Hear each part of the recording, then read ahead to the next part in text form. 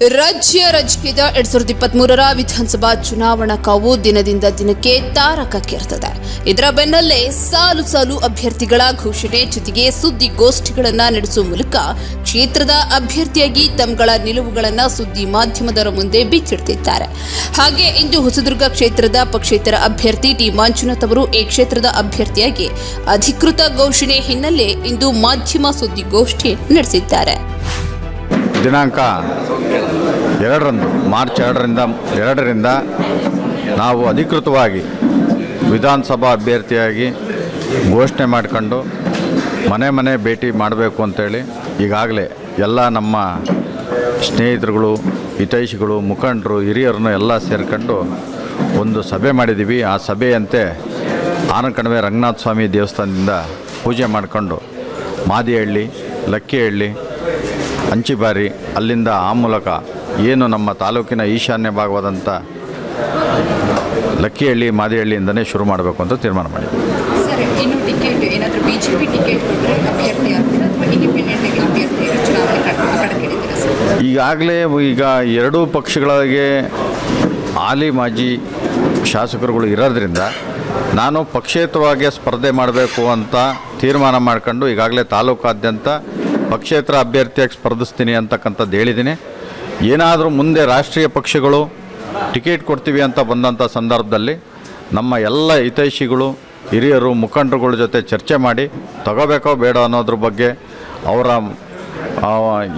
ಅಭಿಪ್ರಾಯ ಪಡೆದು ಮುಂದುವರಿತೀನಿ.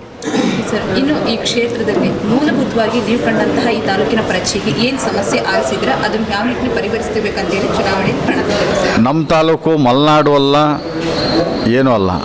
ಇಲ್ಲಿಂದ ನಮ್ಮೆಲ್ಲ ರೈತರುಗಳು ಇವತ್ತು ಒಂದು ಟೈಮ್ ಬೆಳೆ ಆದರೆ ಬೆಳೆ ಇರುತ್ತೆ, ರೇಟ್ ಇರೋಲ್ಲ, ಒಂದೊಂದು ದಿವಸ ಮಳೆ ಬರೋಲ್ಲ. ಇಂಥ ಪರಿಸ್ಥಿತಿ ಇರೋದ್ರಿಂದ 25,000 to 30,000 ಜನ ಬೆಂಗಳೂರಿನಲ್ಲಿ ಉದ್ಯೋಗ ಆರಿಸ್ಕೊಂಡು ಹೋಗಿದ್ದಾರೆ. ಅವ್ರನ್ನ ಅಟ್ಲೀಸ್ಟು ಇಲ್ಲೆಲ್ಲ ಬಿಟ್ಟು ಹೋಗಿದ್ದಾರೆ. ತಂದೆ ತಾಯಿ ಮಕ್ಕಳನ್ನ ಅಲ್ಲಿ ಕರ್ಕೊಂಡು ಹೋಗಿ ವಿದ್ಯಾಭ್ಯಾಸ ಮಾಡೋಕ್ಕಾಗ್ದಲೇ ಎಲ್ಲ ಬಿಟ್ಟು ಹೋಗಿದ್ದಾರೆ. ಅಂಥವ್ರಿಗೆ ನಾವು ಅಟ್ಲೀಸ್ಟು ಅವ್ರಿಗೆ ಒಂದು ಜೀವನ ಕಟ್ಕೊಡ್ತಕ್ಕಂಥ ಕೆಲಸ ಆದರೆ ನಾವು ಒಂದು ಸಾರ್ಥಕ ಬದುಕು ಮಾಡ್ದಂಗೆ ಆಗುತ್ತೆ ಅಂಥೇಳಿ ನಾನು ಅವ್ರಿಗೆ ಗಾರ್ಮೆಂಟ್ಸ್ ಮಾಡಿ ಉದ್ಯೋಗ ಕೊಡ್ತಕ್ಕಂಥ ಕೆಲಸ ಮಾಡಬೇಕು ಅಂತ ಅಂದ್ಕೊಂಡಿದ್ದೀನಿ. ಇದೇ ತಾಲೂಕಿನ ಕೆಲವು ರಾಜಕೀಯ ಮುಖಂಡರುಗಳ ಒಬ್ಬ ಆಪ್ತ ಸಹಾಯಕರಾಗಿ ಕೆಲಸ ಮಾಡಿದ್ವಿ. ಇನ್ನು ಹೀಗೆ ನೀವು ಕೂಡ ಅಧಿಕೃತವಾಗಿ ಘೋಷಣೆ ಮಾಡ್ತಿದ್ರೆ ನನ್ನ ಮೇಲೆ ಕ್ಯಾಂಡಿಡೇಟ್ ಆಗ್ತೀನಿ ಅಂತ ಹೇಳಿ ಈ ಸಂದರ್ಭದಲ್ಲಿ ಈ ತಾಲೂಕಿನ ಮೂಲಭೂತ ಸಮಸ್ಯೆ ಇವತ್ತಿಗೆ ಬಗೆಹರಿದಿದೆ ಅನ್ಸುತ್ತಿಲ್ಲ. ಇಲ್ಲ, ನಾನು ಅವರವರು ಯಾರ್ಯಾರು ಅವ್ರವರು ಅಧಿಕಾರ ಇದ್ದಂಥ ಸಂದರ್ಭದಲ್ಲಿ ಅವ್ರ ಕೈಲಾಗಷ್ಟು ಮಾಡಿದ್ದಾರೆ. ನಾನು ಅವ್ರದ್ರ ಬಗ್ಗೆ ಟೀಕೆ ಟಿಪ್ಪಣೆ ಮಾಡೋಕ್ಕಾಗಲಿ, ಅವ್ರನ್ನ ಇದನ್ನು ಮಾಡೋಕ್ಕಾಗಲಿ ನಾನು ಬಂದಿಲ್ಲ. ನಾನು ಬಂದಿರೋದು ನನ್ನ ಕೈಲಾದ ಮಟ್ಟಿಗೆ ಏನಾದರೂ ಮಾಡಿ ನನ್ನ ಜನಸೇವೆ ಮಾಡಿ ಅಟ್ಲೀಸ್ಟ್ ನನ್ನ ತಾಲೂಕಿನ ಜನಗಳಿಗೆ ಒಂದು ಒಳ್ಳೇದು ಮಾಡಿದರೆ ನಂದು ಒಂದು ಸಾರ್ಥಕ ಜೀವನ ಆಗುತ್ತೆ. ನಾನು ಸತ್ರು ನನ್ನ ಹೆಸರು ಹೊಸದುರ್ಗ ತಾಲೂಕಿನಲ್ಲಿರುತ್ತೆ ಅಂತಕ್ಕಂಥ ಒಂದೇ ಅಭಿಪ್ರಾಯದಿಂದ ಒಂದು ಸಾರ್ಥಕ ಜೀವನ ಮಾಡಬೇಕು ಅನ್ನೋ ಒಂದು ಇದರಿಂದ ಇದಕ್ಕೆ ಬಂದಿದ್ದೀನಿ ಅಷ್ಟೇ. ಪಕ್ಷೇತರ ಅಭ್ಯರ್ಥಿನೇ ಆಗಬೇಕೆಂಬ ನಿಲುವಿನೊಂದಿಗೆ ಯಾವ ಗುರಿ ಇಟ್ಟಿದ್ರೆ ಸರ್? ಪಕ್ಷೇತರ ಅಭ್ಯರ್ಥಿನೇ ಆಗಬೇಕು ಅಂತಂದೇನು ನಾನು ನಿದ್ದೆ ಮಾಡಿಲ್ಲ. ಏನೇ ಈಗಾಗಲೇ ಎಲ್ಲ ಎರಡೂ ಪಕ್ಷಗಳಿಗೆ ನಮ್ಮ ತಾಲೂಕಿನಲ್ಲಿ 2 ಪಕ್ಷಕ್ಕೂ ಈಗಾಗಲೇ ಘೋಷಣೆ ಆಗಿದೆ. ಅಲ್ಲೇ ಇನ್ನೊಂದು JDS ಪಕ್ಷ ಐತೆ, ಅದಕ್ಕೂ ಆಲ್ರೆಡಿ ಅವರು ಕ್ಯಾಂಡಿಡೇಟ್ ಘೋಷಣೆ ಮಾಡ್ಕೊಂಡು ಎಲ್ಲ ಪ್ರಚಾರ ಮಾಡ್ತಾ ಇದ್ದಾರೆ. ಆದರೆ ಇವೆರಡರಲ್ಲೂ ಹಾಲಿ ಮಾಜಿ ಇರೋದ್ರಿಂದ ನಮಗೆ ಟಿಕೆಟು ಅಂತ ತಿಳ್ಕೊಂಡು ಅದಕ್ಕೆ ಇದಕ್ಕೆ ಅಂತ ನಾವು ಸ್ಟಿಕನ್ ಆದರೆ ಜನ ಯಾವುದ್ರ ಬಗ್ಗೆ ಗೊಂದಲ ಮಾಡ್ಕೊಂಡು ನಮ್ಮ ಜೊತೆ ಬರೋದು ಕಷ್ಟ ಆಗುತ್ತೆ. ಆದ್ದರಿಂದ ಪಕ್ಷೇತರ ಅಂತಂದರೆ ಯಾವ ಪಕ್ಷನೂ ಇರೋಲ್ಲ. ಪಕ್ಷೇತರ ಅಭ್ಯರ್ಥಿಯಾಗಿ ಸ್ಪರ್ಧಿಸಿದರೆ ಯಾರು ನಮ್ಮನ್ನು ಇಷ್ಟಪಡ್ತಾರೋ, ನಮ್ಮ ಭರವಸೆಗಳನ್ನ ನಾವು ಕೈಗೊಳ್ತಕ್ಕಂಥ ಕಾರ್ಯಗಳನ್ನ ಇಷ್ಟಪಡ್ತಾರೋ ಅವ್ರು ನಮ್ಮ ಜೊತೆ ಬರ್ತಾರೆ ಅಂತಕ್ಕಂಥದ್ದನ್ನೇ ಪರಿಗಣನೆ ಮಾಡಿ ನಾವು ಪಕ್ಷೇತರವಾಗಿ ನಿಲ್ಲಬೇಕು ಅಂತ ತೀರ್ಮಾನ ತಗೊಂಡಿದ್ದೀವಿ. ಕೊಟ್ಟಿದ್ದೀನಿ. ಮೂಲಭೂತವಾಗಿ ಈ ನಮ್ಮ ತಾಲೂಕಿನಲ್ಲಿ ಕಳೆದ 10 ವರ್ಷಗಳಿಂದ ಸಾರ್ವಜನಿಕರ ಸಮಸ್ಯೆ ಅಂದರೆ ಆ ಊರು ದೇವಸ್ಥಾನ ಏನು ಕೆಡಿಸಿರೋದು ಅದ್ರ ಜೀರ್ಣೋದ್ಧಕ್ಕೋಸ್ಕರ ಕಳೆದ 10 ವರ್ಷದಿಂದ ಹರಸಾಹಸ ಮಾಡ್ತಿದ್ದಾರೆ.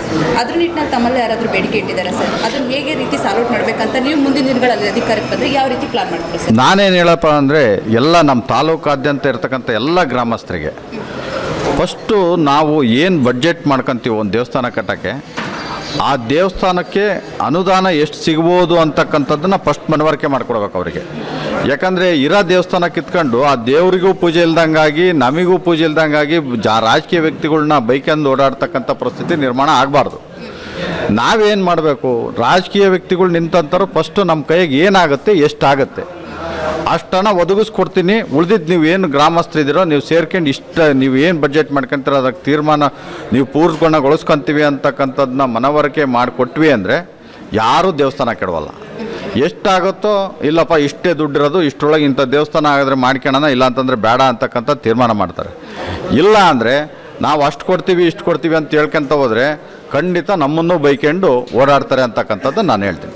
ಸಾರ್ವಜನಿಕರಲ್ಲಿ ಸಾಕಷ್ಟು ಸಾರಿ ಇಲ್ಲಿನ ನಿರುದ್ಯೋಗ ತಾಂಡವಾಡ್ತಾ ಇದೆ. ಈ ಸಂದರ್ಭದಲ್ಲಿ ನಾವು ಇನ್ನೂ ಹೆಚ್ಚಿನ ಗಮನ ಕೊಡಬೇಕಂದ್ರೆ 2022ರಲ್ಲಿ ಏನು ಇಡೀ ದೇಶಾದ್ಯಂತ ಪ್ಯಾಂಡಮಿಕ್ ಬಂದ ಆ ಸಂದರ್ಭದಿಂದ ಈ ಸಂದರ್ಭದವರೆಗೂ ನಿರುದ್ಯೋಗ ಫೀಲ್ ಮಾಡೋದೇ ಜಾಸ್ತಿ ಸಮಯ ತಗೊಳ್ತಾ ಇದೆ. ತಾಲೂಕಲ್ಲಿ ಅಂತಹ ನಿರುದ್ಯೋಗ ನಿವಾರಣೆ ಆಗಬೇಕಂದ್ರೆ ನೀವೇನು ಕ್ರಮ ಕೈಗೊಳ್ಳೋಣ ಅಂತ ಇದ್ದೀನಿ ಸರ್? ನಾನು ಈ ಹಿಂದೆನೇ ಫಸ್ಟ್ ತೀರ್ಮಾನ ಮಾಡಿದ್ದೆ. ಅದು ನಾನು ರಾಜಕೀಯಕ್ಕೆ ಬರೋದಕ್ಕಿಂತ ಮುಂಚೆ ನಾವು ಹೋದ ವರ್ಷ ಎಲ್ಲರಿಗೂ ಇಡೀ ರಾಜ್ಯನೇ ಕಂಡಂಗೆ ಪುನೀತ್ ರಾಜ್ಕುಮಾರ್ ಇದಾದಂಥ ಸಂದರ್ಭದಲ್ಲಿ ಇಡೀ ರಾಜ್ಯಾದ್ಯಂತ 3 ದಿನ ಶೋಕಾಚರಣೆ ಇರ್ಬೋದು, ಆ ಬಡವ್ರ ಬಗ್ಗೆ ಇರ್ಬೋದು, ಅಂಗವಿಕಲರು ಇರ್ಬೋದು, ಅವ್ರು ಗೋಳಾಡಿದ ರೀತಿ ನೀತಿ ನೋಡಿದರೆ ಎಲ್ಲೋ ಒಂತಕ್ಕೆ ಎಲ್ಲ ನಾನೊಬ್ಬನೇ ಅಲ್ಲ ರಾಜ್ಯಾದ್ಯಂತ ಇರ್ತಕ್ಕಂಥವ್ರು ತಮ್ಮ ಕೈಲಾದ ಮಟ್ಟಿಗೆ ಏನಾರ ಸಹಾಯ ಮಾಡಬೇಕು ಅಂತ ತೀರ್ಮಾನ ತಗೊಂಡ್ರಲ್ಲಿ ನಾನು ಒಬ್ಬ. ಆವತ್ತೇ ತೀರ್ಮಾನ ತಗೊಂಡ್ವಿ, ಏನಾರು ಮಾಡಿ ಒಂದು 5,000 ಜನಕ್ಕೆ ಉದ್ಯೋಗ ಕೊಡೋಣ ಅಂತ ತೀರ್ಮಾನ ಮಾಡಿ ಅವತ್ತು ನಾವು ನಮ್ಮ ಸ್ನೇಹಿತರುಗಳ ಜೊತೆ ಕೂಡಿ ಬೇರೆ ಏನು ಗೋಕುಲ್ ದಾಸ್ ಇರ್ಬೋದು, ಶಾಯಿ ಇರ್ಬೋದು, ಇಂಥ ದೊಡ್ಡ ದೊಡ್ಡ ಕಂಪ್ನಿಗಳ್ನ ಚರ್ಚೆ ಮಾಡಿದ್ವಿ. ಆ ಚರ್ಚೆ ಮಾಡಿದಂಥ ಸಂದರ್ಭದಲ್ಲಿ ಅವರು ನನಗೆ ಒಬ್ಬರು ಆಶ್ವಾಸನೆ ಕೊಟ್ಟು ಅವ್ರು ಇಲ್ಲಿನೇ ಕರೆಸಿದಾಗ ನಾವು 1-2 ಜಾಗ ಅಂದ್ಕೊಂಡಿದ್ವಿ. ಆ ಜಾಗ ತೋರಿಸಿದಾಗ ಅವರು ಇಲ್ಲ ಒಪ್ಪಲಿಲ್ಲ ಆ ಜಾಗಗಳು. ಯಾಕೆ ಅಂತಂದರೆ ಅವರಿಗೆ ಟೌನ್ನಲ್ಲೇ ಬಂದು ಟೌನ್ ಅಟ್ಯಾಚ್ ಇರ್ತಕ್ಕಂಥ ಜಾಗದಾಗ ಹೆಣ್ಮಕ್ಳು ನಿರ್ಭಯವಾಗಿ ಊರಿಗೆ ಹೋಗ್ತಕ್ಕಂಥ ವಾತಾವರಣ ಇರಬೇಕು, ಆದ್ದರಿಂದ ನಮಗೆ ಟೌನ್ ಒಳಗೆ ಬೇಕು ಅಂದರು. ಆದರೂ ಸಮೇತ ನಾವು ನಮ್ಮ ಸ್ನೇಹಿತರು ಸೇರಿ ಟೌನ್ನಲ್ಲೇ ಉದ್ಯೋಗಕ್ಕೋಸ್ಕರ ತಗೊಂಡಂಥ ಜಾಗನೇ ಈಗ ನಿರ್ಮಾಣ ಮಾಡೋಕ್ಕೆ ಅಲ್ನೇಷನ್ಗೆ ಅದಕ್ಕೆಲ್ಲ ಕೊಟ್ಟಿದ್ದೀವಿ. ಮುಂದಿನ ದಿನದಲ್ಲಿ ಅದನ್ನು ಈಡೇರಿಸಿ ನಾನು ಕೊಟ್ಟಂಥ ಭರವಸೆನ ನಾನು ಸಾಧಿಸಿದ್ದೀನಿ ಅಂತಕ್ಕಂಥ ತೋರಿಸ್ಬೇಕು ಅಂತಿದ್ದೀನಿ. ಅದಕ್ಕೆ ಜನಾಭಿಪ್ರಾಯ ಕೇಳಿದ್ದೀನಿ. ಸರ್, ಇನ್ನು ಸಮಾಜ ಸೇವಕರಾಗಿ ಇವತ್ತು ನೀವು ಚುನಾವಣಾ ಅಭ್ಯರ್ಥಿಯಾಗಿಲ್ಲ. ನಮ್ಮ ತಾಲೂಕಿನಲ್ಲಿ ಸಾಮಾನ್ಯ ಜನರಿಂದ ಸಾರ್ವಜನಿಕರಿಂದ ಕೇಳಿ ಬರ್ತಿರೋದು ನಮ್ಮ ತಾಲೂಕಿನಲ್ಲಿ ಕಾನೂನು ವ್ಯವಸ್ಥೆ ಸಾಕಷ್ಟು ಹದಗೆಟ್ಟಿದೆ ಅಂತೇಳಿ. ಇದ್ರ ಬಗ್ಗೆ ಏನು ಹೇಳ್ತೀರಾ ಸರ್? ಅಲ್ಲ, ಈಗ ಆ ಶಕ್ತಿ ಕೊಟ್ಟ ಮೇಲೆ ಅದರದ್ದು ಪವರ್ ಏನು ಅಂತ ನಾನು ತೋರಿಸ್ತೀನಿ. ಈಗಲೇ ಸುಮ್ಮನೆ ಅದಕ್ಕೆ ಮಾತಾಡಿದ್ರೆ ಅರ್ಥ ಇರಲ್ಲ. ಕಾನೂನು ಸುವ್ಯವಸ್ಥೆ ಹೇಗೆ ಮಾಡಬೇಕು ಅಂತ ಈಗಾಗಲೇ ನಾನು 20 ವರ್ಷದಿಂದ ನೀವೇ ಹೇಳಿದ್ರಿ ಆಪ್ತ ಸಹಾಯಕನಾಗಿ ಅಂತ. ಆಪ್ತ ಸಹಾಯಕನಾಗಿ ನನ್ನ ಕೈಲಾದ ಮಟ್ಟಿಗೆ ಎಲ್ಲ ಯಾವ ರೀತಿ ಮಾಡಬೇಕು, ಹೆಂಗೆ ಮಾಡಬೇಕು ಅನ್ನತಕ್ಕಂಥ ಅರಿವು ನನಗೂ ಇದೆ. ಅದನ್ನು ಖಂಡಿತ ಜನ ಹಿಂದೆಂದೂ ಇಂಥವ್ರು ಸಿಕ್ಕಿರಲಿಲ್ಲಪ್ಪ, ಈ ಮಟ್ಟಕ್ಕೆ ಆಫೀಸ್ಗಳ ಕೆಲಸ ಆಗ್ತಿದ್ದಾವೆ ಅಂತಕ್ಕಂಥದ್ದನ್ನು ಮಾಡಿ ತೋರಿಸ್ತೀನಿ. ಹೌದು, ಮುಂದಿನ ದಿನದಲ್ಲಿ ನಮ್ಮೆಲ್ಲ ಹಿತೈಷಿಗಳಿಗೂ ಅವರಿಗೂ ಎಲ್ಲರನ್ನೂ ಅಭಿಪ್ರಾಯ ಪಡೆದು ನಮ್ಮ ತಾಲೂಕನ್ನೇ ಒಂದು ಹೊಸ ರೂಪ ಕೊಡೋದತ್ತ ಕೊಂಡೊಯ್ತೀವಿ. ಒಂದೇ ಸರಿಗೆ ಇಡೀ ತಾಲೂಕನ್ನೇ ಚಿತ್ರಣ ಬದಲಾವಣೆ ಮಾಡೋಕ್ಕೆ ನಾವೇನು ದೇವರು ಅಲ್ಲ.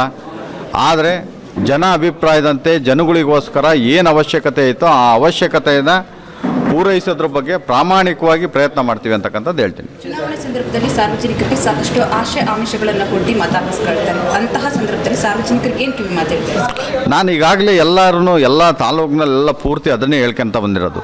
ಫಸ್ಟು ನೀವು ನಿಂತಿರ್ತಕ್ಕಂಥ ಎಲ್ಲ ಅಭ್ಯರ್ಥಿಗಳ ಬಗ್ಗೆ ನೀವು ಯಾರ್ಯಾರು ಚುನಾವಣೆಗೆ ನಾವು ಸ್ಪರ್ಧೆ ಮಾಡಬೇಕು ಅಂತಿದ್ದಾರೋ ಎಲ್ಲರ ಬಗ್ಗೆನೂ ತಿಳ್ಕೊಳ್ರಿ. ಎಲ್ಲರ ಬಗ್ಗೆನೂ ಒಂದೊಂದು ಸರಿ ತಿಳ್ಕೊಂಡು, ಈಗ ಯಾಕೆಂದರೆ ನಾವಾಗಲಿ ಯಾರೇ ಆಗಲಿ ಈಗ ನಮ್ಮನೆ ವಸ್ತುನ ಈಗ ಸಪೋಸ್ ಯಾವ್ದಾರ ಒಂದು ಊರಿಗೆ ನಮ್ಮನೆ ಹೆಣ್ಮಕ್ಳನ್ನ ಬೇರೆ ಕೊಟ್ಟು ಮದುವೆ ಮಾಡ್ತೀವಿ ಅಂತಂದರೆ ಎಲ್ಲರ ಬಗ್ಗೆನೂ ಎಲ್ಲ ರೀತಿಯಾಗೂ ವಿಚಾರ ಮಾಡ್ತೀವಿ. ಒಳ್ಳೆಯರ ಕೆಟ್ಟರ ಜೀವನ ಮಾಡ್ತಾರೋ ಇಲ್ಲೋ, ಸಾಕ್ತಾರೋ ಇಲ್ಲೋ ಅಂತಕ್ಕಂಥದ್ದನ್ನು ಎಲ್ಲ ವಿಚಾರ ಮಾಡಿ 108 ಸರಿ ಯಾರ ಮೂಲಕನಾರ ಅವ್ರನ್ನ ಕಾಂಟ್ಯಾಕ್ಟ್ ಮಾಡಿ ಅವರಿಗೆ ಕೊಟ್ಟು ಮದುವೆ ಮಾಡ್ತಕ್ಕಂಥದ್ದು ಮಾಡ್ತೀವಿ. ಅದೇ ರೀತಿಯಾಗಿ ಚುನಾವಣೆಗೆ ನಿಂತಿರ್ತಕ್ಕಂಥ ಎಲ್ಲರ ಬಗ್ಗೆನೂ ತಿಳ್ಕೊಳ್ಳಿ. ಇಲ್ಲಪ್ಪ ಇವನು ಒಳ್ಳೇದು ಮಾಡ್ತಾನೆ ಅಂತಕ್ಕಂಥದ್ದನ್ನು ಪರಿಗಣನೆಗೆ ಬಂದರೆ ಸಹಾಯ ಮಾಡಲಿ, ಮತದಾನ ಮಾಡಲಿ, ಇಲ್ಲ ಅಂತಂದರೆ ಬೇಡ ಅಂತಕ್ಕಂಥದ್ದು ನಮ್ಮ ಅಭಿಪ್ರಾಯ. ಒಟ್ಟಾರೆ ಇಂದು ನಡೆದ ಈ ಸುದ್ದಿಗೋಷ್ಠಿಯಲ್ಲಿ ಹೊಸದುರ್ಗ ಕ್ಷೇತ್ರದ ಅಭ್ಯರ್ಥಿಯಾಗಿ ಕಣಕ್ಕಿಳಿಯುವುದನ್ನು ಖಚಿತಪಡಿಸಿರುವ ಟಿ ಮಂಜುನಾಥ್ ಅವರು ಚುನಾವಣಾ ಕಣದಿಂದ ಹಿಂದೆ ಸರಿತಾರೆ ಎಂಬ ಊಹಾಪೋಹಗಳಿಗೆ ಮತ್ತು ವದಂತಿಗಳಿಗೆ ಇಂದು ಬ್ರೇಕ್ ಹಾಕಿದ್ದಾರೆ. ಇನ್ನು ಚುನಾವಣಾ ಸಮೀಪಿಸುತ್ತಿರೋ ಬೆನ್ನಲ್ಲೇ ಕೆಲವೇ ದಿನಗಳಲ್ಲಿ ಮನೆಗಳಿಗೆ ಭೇಟಿ ನೀಡುವ ಮೂಲಕ ಮತ ಭೇಟಿಯನ್ನು ಮಾಡಲು ತಮ್ಮ ರಾಜಕೀಯ ಅನುಭವದ ಅನುಸಾರ ಭರ್ಜರಿ ತಯಾರಿಯನ್ನು ಕೂಡ ಸದ್ದಿಲ್ಲದೆ ಸ್ಪಷ್ಟ ಚಿತ್ರಣದೊಂದಿಗೆ ಜನತೆಯ ಮುಂದೆ ಬರಲು ತಮ್ಮ ಕಸರತ್ತುಗಳಿಗೆ ಕೌಂಟ್ ಡೌನ್ ಶುರು ಮಾಡಿದ್ದಾರೆ.